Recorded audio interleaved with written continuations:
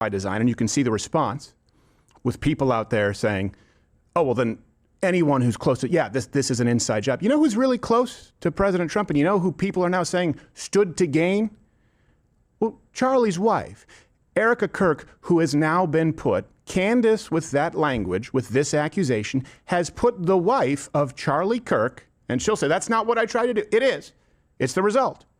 Erica Kirk in the crosshairs. People got fired for their jobs for saying that Charlie Kirk was divisive, that he was a divisive figure. And you have the biggest names on the right wing battling it out now to assume or insinuate that his wife had something to do with a conspiracy to assassinate him. This is all coming from the right, baby.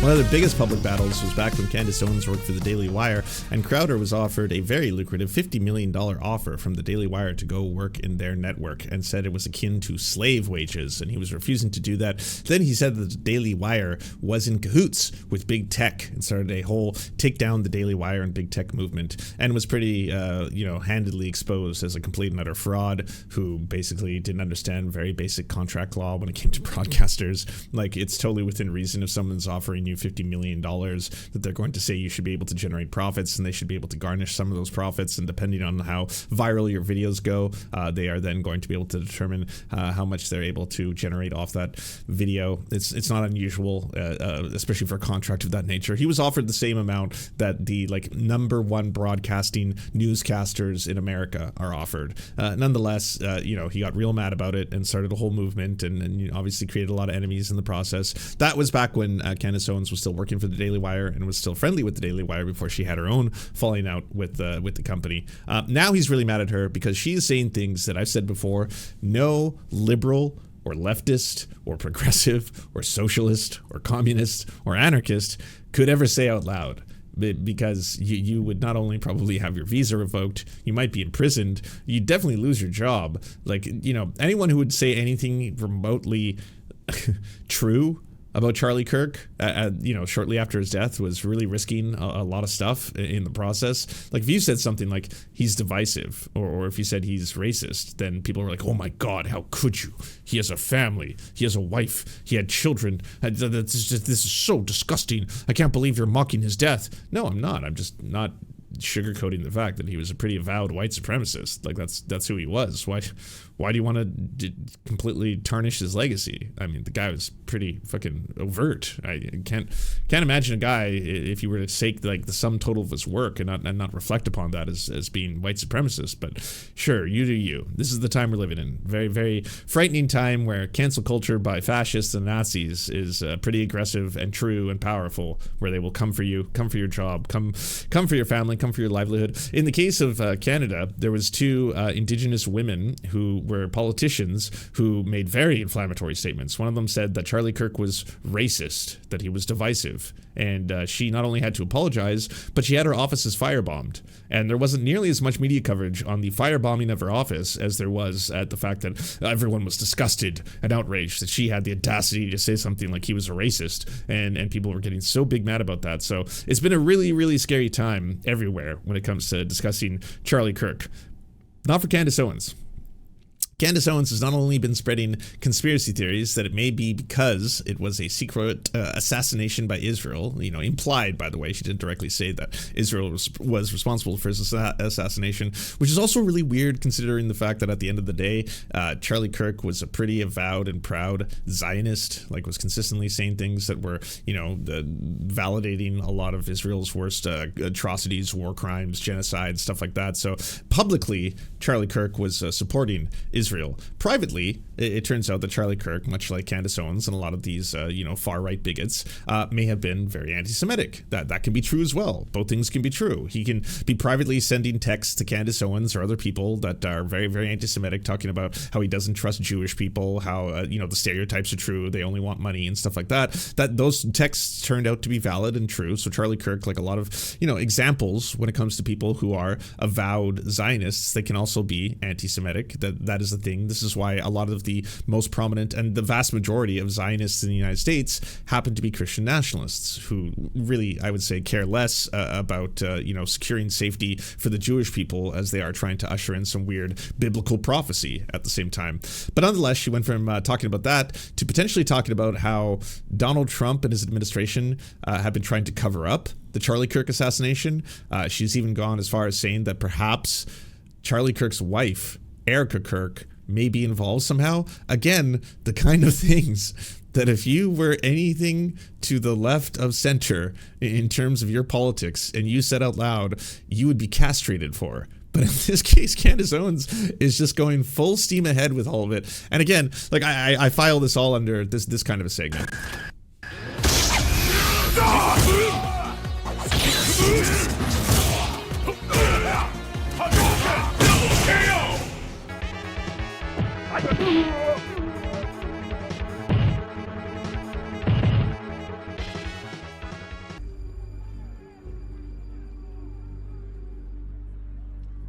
Let them fight. Not. And I know she'll give herself an out and say that's not what I was implying. But you watch this clip in its entirety, and it seems pretty blatant that she's saying, and people are interpreting it this way, which is also important, that the Trump administration, not whatever it was, we went from underground Jew tunnels, Mossad, the Trump administration killed Charlie Kirk. Just really needed to just take a breather and really process everything that happened with Charlie and what it kind of means in terms of where we are. And I think it is a circumstance where we just know that he was truly betrayed in one of the most egregious ways that I think I've ever seen. It has made me lose faith in politics. It has made me fully lose faith in Trump. And my heart aches for the fact that he gave so much of his life to Trump and to politics. And they just were like, nope, that is it. It serves us or it doesn't serve us, and we want to move on. And so here's a holiday. Bro, if they try to give me a holiday, what is with them giving people a holiday after they kill them? Why is that a thing? You know what I mean? They're like, oh, Martin Luther King, what about this holiday? What about this boulevard? Anyways, let me knock it off. Like, they're going to give Charlie Kirk a boulevard. They already did. They did in Israel. They gave him freaking boulevard. It's like, as soon as they give you a boulevard and a holiday, they definitely killed you. Okay, there's no question. They killed you. There's no way. That's like their signature thing. It's like that's what they do. It's the Fed signature. It's how they sign off after they murder you. They're like holiday and a boulevard. And it's never on a nice side of town either. Like Charlie Kirk Boulevard is not going to be a nice side of town. And do you imagine if Sam Cedar said this? If this was coming out of the mouth of Sam Cedar, if this was like a Sam Cedar segment, like there would be riots on the street right now calling for the fucking the abolition of the Majority Report. That it's a hate network, it has to be taken down. They're spreading vile conspiracy theories. Just wild. I will be back on the 27th, you guys. Thank you guys for all the support throughout these couple of weeks, these last really kind of 6 weeks since Charlie died, and we will see you guys then. Well, let me first be tactful here and tell you that outrageous claims, and this is an outrageous claim, require outrageous evidence. Of course, as is par for the course, none has been presented.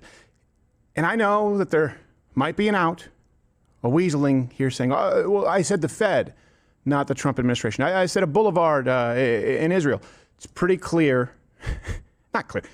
What she said was, they, the Fed, give you a boulevard when that's a sure sign that they have killed you. You know that they have killed you.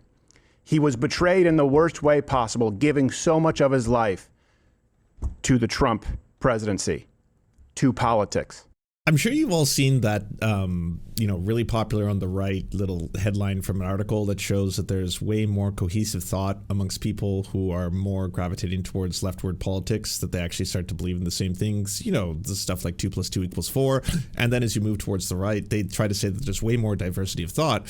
But that diversity of thought is essentially like flat earthers going up against anti-vax truthers, right? Like people who believe that like when you inject yourself with a vaccine, you get some kind of 5G magneto power versus versus people who are like, well, we have absolutely no evidence that the earth is round, versus, you know, other people who believe that there's a trans ideology trying to control everybody. Like, yeah, okay, there's a ton of people who don't believe in reality in all different corners of the further you go to the right, who believe in all kinds of conspiracy theories, including anti-Semitic ones, in which like Jewish people control the media, they control all politics, and they're trying to control your lives. Like, those things all happen on the right because, again, no one is actually grounding anything in reality.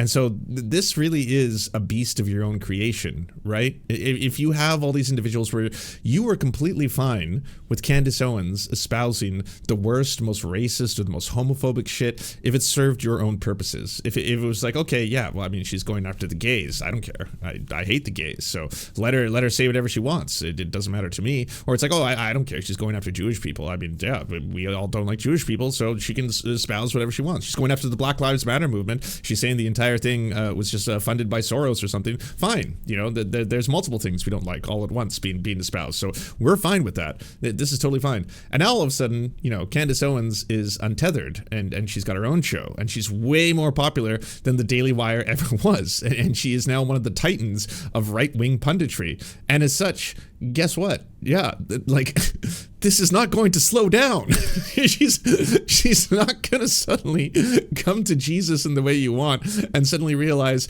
oh, this is kind of just absurd for me to be espousing these kind of things. It's going to be, again, this is just a circular firing squad of which I have to sit back and say, let them fight. Enjoy. Here you all go. The federal government, the Trump administration, killed Charlie Kirk is the claim.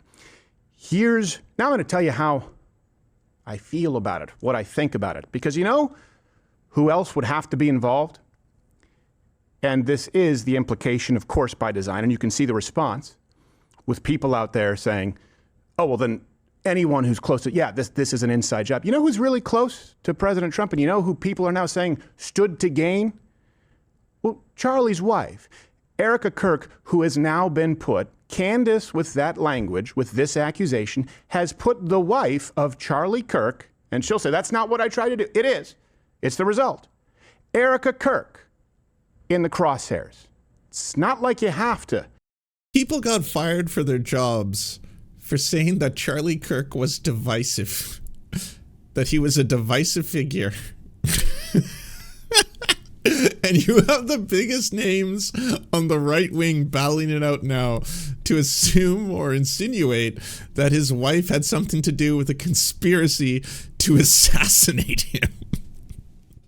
This is all coming from the right, baby. This is what you get. You know, the giant, you know, you saw the picture. You saw the giant. Oh, yeah, there's a lot of diversity of thought on the right. Boy, is there ever. Holy shit. Look through 6 degrees of separation.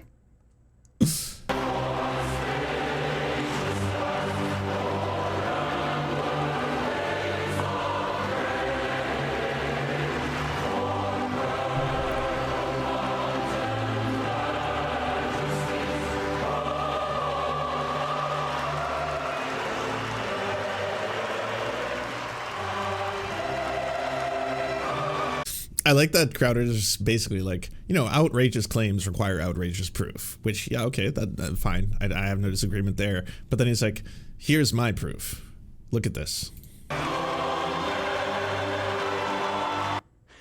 And you can see post after post and article after article with both Kirks, but certainly Erica praising, thanking President Trump, discussing how important his support has been. So if the Trump administration, if the Fed killed Charlie Kirk, look, there's no middle ground here right now. Either Erica Kirk is evil and was in on it, or Candace Owens is an evil cunt. I hope I'm being really clear about that.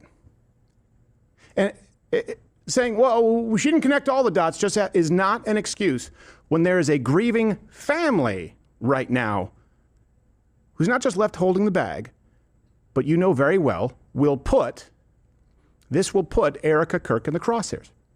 Let me ask you this. If you were killed, it's also weird because, wait, does Steven Crowder suddenly care about women or wives?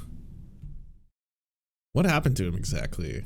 If we were to roll the clock back and realize what was one of the first real big contentious fights that him and Candace were having. I think that was surrounding his divorce, when he was advocating for really, being against no-fault divorce and really hating the fact that that Ring video from him verbally abusing his wife while she was pregnant with twins came out, and everyone was like, oh my god, this guy's a disgusting monster. And I was like, yeah, I told you. It always has been. Killed. And someone out there for clicks, clickbait, headlines, went out and espoused conspiracy theories with zero evidence that put your wife or your husband in the crosshairs, where you knew after you had passed that the person you love was going to have to deal with fallout and accusations of killing you and villainized. It'd probably be as close to coming back as a haunting as you could possibly hope for, right? And again, if I cared about either of these people, which I don't, I'm just loving the self-destruct mode that's going on in both directions here. I would start to pick apart all the parts of the argument and be like, well, actually, technically, what she didn't say was that. You're actually inferring a lot of things. Like, no, I don't need to waste a single brain cell on this. Just keep on ramping it up, please. I just get to sit back and enjoy every fucking second of this, because all of it is batshit. All of it. All of you horrifying, racist-ass, fascist pieces of shit. Oh my god, look. They're all turning on each other because they have no beliefs or principles. Look at that. Who'd have thunk that we get to this point? Erica Kirk is in on this, and just to be clear, that's obviously rhetoric. Of course she's not. And of course, there's no evidence that she was.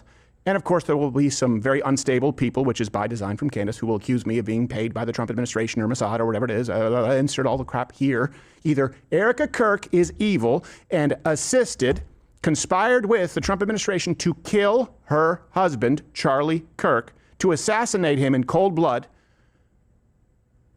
or Candace Owens has officially crossed the Rubicon to evil. So I just gotta wonder, because he broadcasts this live on Rumble, and apparently, Rumble, you can say and do whatever you want, and Crowder is, of course, Mr. Free Speech man, and doesn't care about censorship or stuff like that.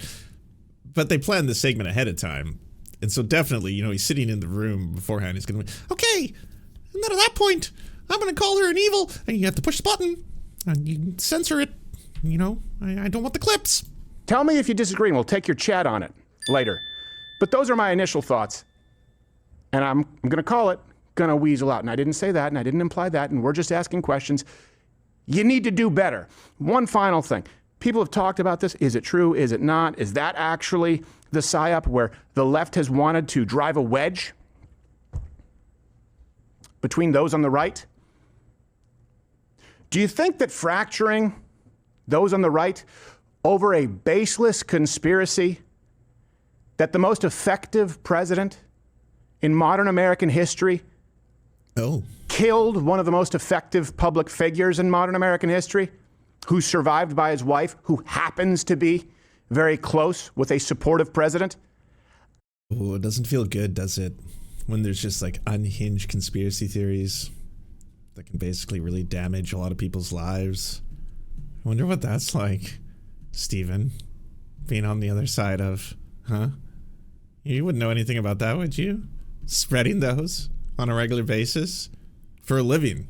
Like, this has been his job on a regular basis, by the way, spreading all this vile bullshit, basically trying everything in his power to be able to be like, just so everyone knows, I'd like to propose a couple things, that I believe that there's a trans agenda that is actively working to destroy the fabric of the American household and rip families apart, and that they're actually mutilating the genitals of children, and that they are trying to put boys in girls' sports and men in women's sports, and this is all part of a larger, very well-funded apparatus. I think it goes all the way from the top, most likely from Soros, in order to make sure that people's, again, Christian families are torn apart at the seams. And it's like, none of that's true, though. No, but that is going to affect a lot of people's lives, make children's lives very scary and frightening. And now is this horrifying little boogeyman who happens to be most likely a closeted bisexual who's going to be spending all this time and energy while he's fighting his own desires and urges, trying to make the lives of queer folk infinitely more scary. That's what Steven Crowder does. But now it just happens to be directed at you and yours. Couldn't be happier. I couldn't think of a more effective wedge issue. So either way, if it's stupidity or it's proactive evil, you must do better, sweetheart. On with the show. Okay, so I wanted to look up a little bit of the history between Candace Owens and Crowder. I had to go back to this old article from when they were previously fighting. We know who Crowder is. Like Owens, Crowder identifies as a conservative Christian. The two content creators seem ideologically aligned, but they began feuding in January 2023 after Crowder turned down a $50 million deal to join the Daily Wire, which he described as a slave contract. Crowder went on to accuse the company of engaging in big tech censorship in a video which sparked an intense feud with Ben Shapiro, the co-founder of the Daily Wire. Owens, who's employed by the Daily Wire, denounced Crowder's video as a total bitch move and inserted herself into the feud by releasing a video where she repeatedly hints that she knows of something embarrassing in Crowder's personal life, stating that his actions are a symptom of something much larger. Stephen has a lot going on. I guess this is the best way to say it. Owens went on to urge her audience to pray for Crowder. Sometimes people need a prayer. Sometimes people need a scripture. Stephen purports to be a Christian, and I believe that he will need to lean into his faith, and I'm certain that in the near future, more information will come out. Stephen Crowder's divorce. On Tuesday, Crowder released a video announcing that he'd been going through what was increasingly been a horrendous divorce since 2021. The video sparked shock and mockery on Twitter, as Crowder repeatedly implies that he was upset that Texas law allows his wife to divorce him without his consent. Which, I mean, Jesus Christ. She simply wanted out, and the law says that's how it works. One thing that is undeniable in this case, it's no one's fault but my own, in that I picked wrong. If you listen to Stephen Crowder talk about his divorce, the thing that makes him more angry is that his wife can legally divorce him without his permission.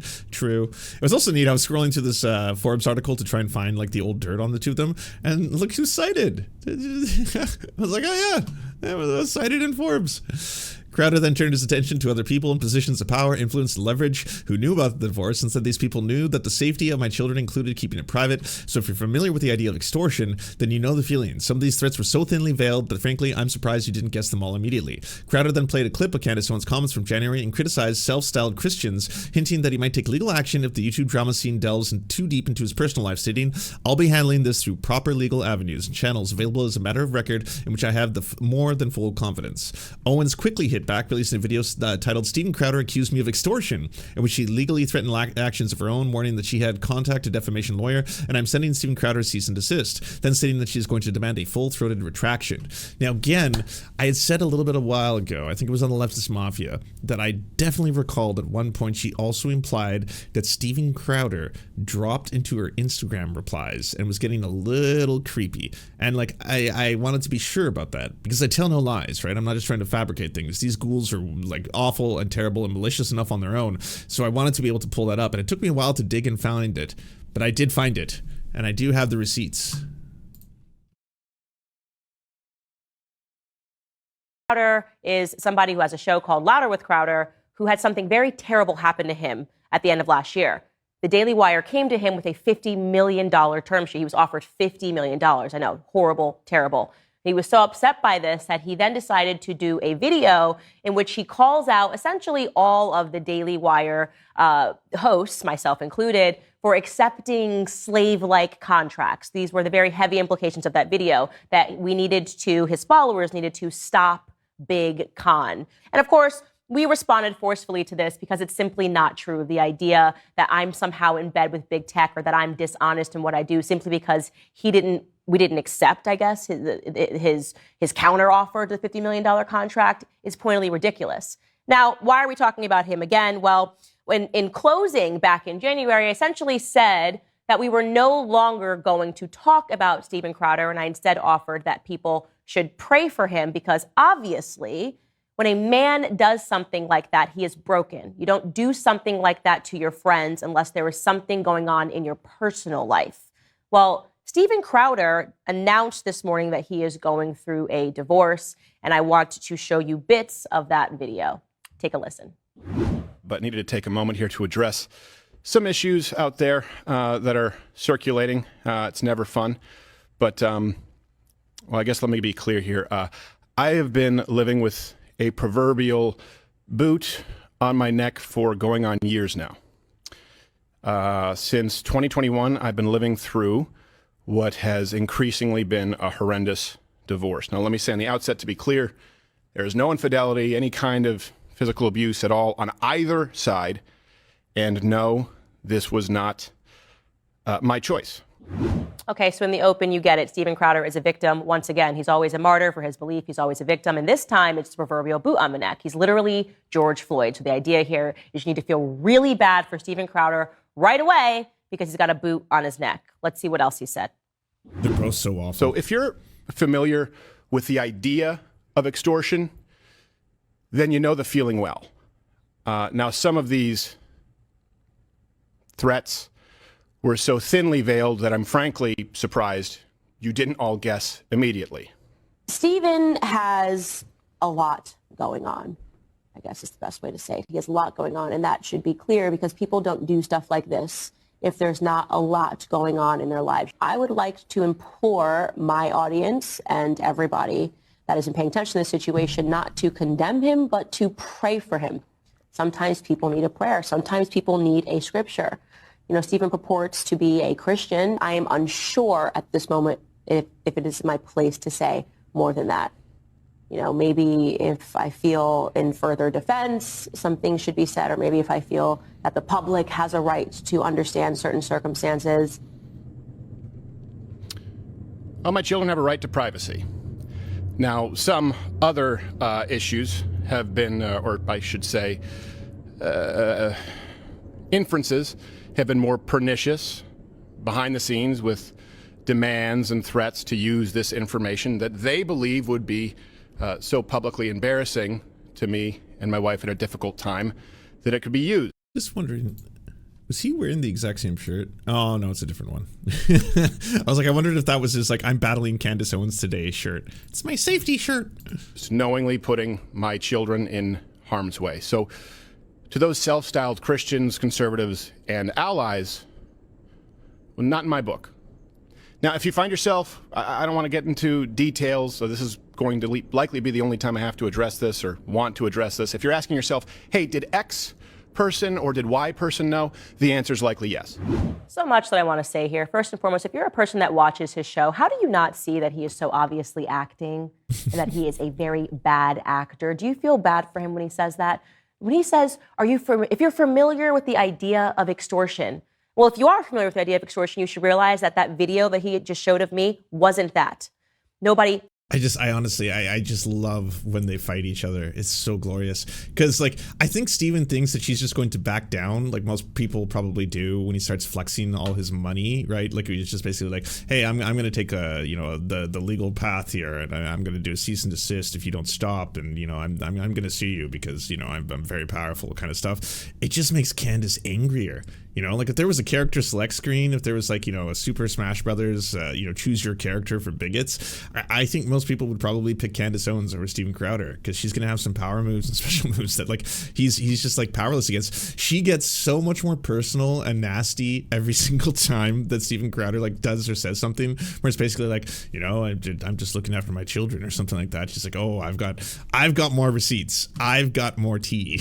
Threatened him. Nobody made demands behind closed doors. His insinuation that I knew about his divorce before he decided to attack the Daily Wire is a pointed lie. Let me tell you what actually went on behind the scenes. Oh? Steven Crowder on election night was our friend. He was on the backstage with all of us, laughing, having a great time. He even sent me a retrospectively very flirty message thereafter on Instagram about how nice I looked on election night, even though I didn't respond to it. I knew it.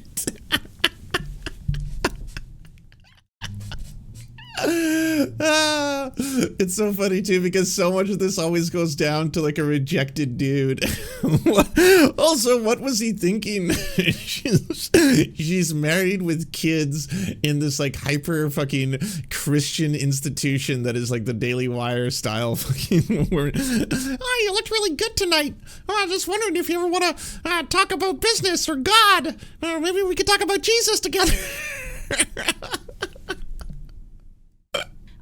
Thereafter, obviously, he attacked the Daily Wire. He decided to record his friend, Jeremy Boring, and to release the recording out of context to make it seem like Jeremy Boring knows that he's employing all of us like we're slaves, right? This is what Steven Crowder did. We had a right to respond forcefully to all of his claims. We all did that on our different platforms. And then I said to myself, just sitting there one day, why is he doing this? It's a very simple question and an obvious question that any person would ask. This is not normal behavior. It's very erratic to go from being friends with somebody, being with them on election night, laughing, having a great time, to suddenly wanting to ruin their entire company and launching Stop Big Con. It's bizarre behavior. I turned to my husband and I said, where's his wife in all of this? Isn't she supposedly a Christian? I'm just thinking about the way that I talk about everything in my life with my... Which is also really funny because, you know, at some point she would have been like, oh, whoa, crazy. I just got a DM from Steven Crowder. He slid into my DMs on Instagram. Oh, what is the Steven Crowder? Oh, that's crazy. What did he want? He says I looked really good on election night, that I'm really pretty, and wondering if I wanted to collaborate on something. What? Yeah, that's weird. Husband. Every night I'm talking to him about what's going on at work. I thought to myself, where is Hillary Crowder in all of this? How did she not tell him not to do something this vicious and this disgusting? And then I said to my husband, I bet they're not even together. I logged on to Instagram and I found Hillary Crowder's Instagram account and I looked to see, and it turned out that she didn't follow Steven Crowder and that Steven Crowder didn't follow her. He didn't follow anybody in her family, and she wasn't following anybody in his family. That was my aha moment. Clearly, there was some sort of a separation. Now, this might sound like crazy CIA stuff, woman stuff. It's exactly what happened. I then spoke to Jeremy at the Daily Wire, and I said, do you think that him and his wife were potentially separated? And he said, no. Obviously, it's his friend. He would have known whether or not they were separated, except he didn't. He actually had no idea if they were separated either. Finally, we decided in conclusion, Jeremy advised, that we just stay out of it, that this is actually not our business, but at least it actually felt good to learn that he was going through something privately because it assigned some reason for something that he did that was so horrific and so irrational to his friends. And finally, we said, okay, this is a broken man. This is what I was thinking. This is a broken man who is on some sort of a spiral. It is likely his divorce that led to this moment. He's acting erratic. He's acting panicked. And this at least gives us some sort of an excuse for why he behaved this way. That's it. That's the big, scary story. I then went onto my platform and I said, pray for Steven Crowder, honestly, because that's what he needs. He needs a prayer. And apparently nobody's answering those prayers right now because he's still acting erratic. He's now upping the ante and suggesting that I extorted him. I will not take that lightly, okay? I am not Hillary Crowder. I am not anybody in his family. I am not going to take somebody going onto his platform and alleging that I either harassed, threatened, or did anything that would put his children at risk. That is very serious stuff that he is saying. And so what I did this morning after this clip was sent. They deserve each other. It's so amazing. Just, you can't imagine a better feud, you know, between two horrifying individuals. To me, is I contacted a defamation lawyer and I am sending Steven Crowder a cease and desist. And I'm going to demand a full-throated retraction to the idea that Candace Owens threatened him or extorted him. And not that I simply did a little math. 1 + 1 = 2. A crazy man doing these sorts of things to his friends obviously means that something is going on personally. Honestly, this time, I'm not even going to suggest that anybody should pray for him. I am so deeply troubled by the idea that he is trying to insert me into this narrative pertaining to his divorce. I'm frankly angry about this. So I'm going to hope that he does the right thing, okay? That he does another one of his live feeds on the exact same platform and via the exact same medium and offers me an apology and takes back every single word that he says. And, by the way, if you think that that's bad, here's how he decided to end this clip pertaining to his divorce. It's pretty simple. I loved a woman so much that I married her. A woman who, despite all of this, I still love as the mother of my children. And she wanted something else for her life. That's not my choice. Yeah, probably not an abusive weirdo. It was like, go pick up the dog food, wife. I'm pregnant with twins. Yeah, well, you better clean and pick up dog food. You're just sitting on the couch smoking a cigar. What the fuck are we doing here?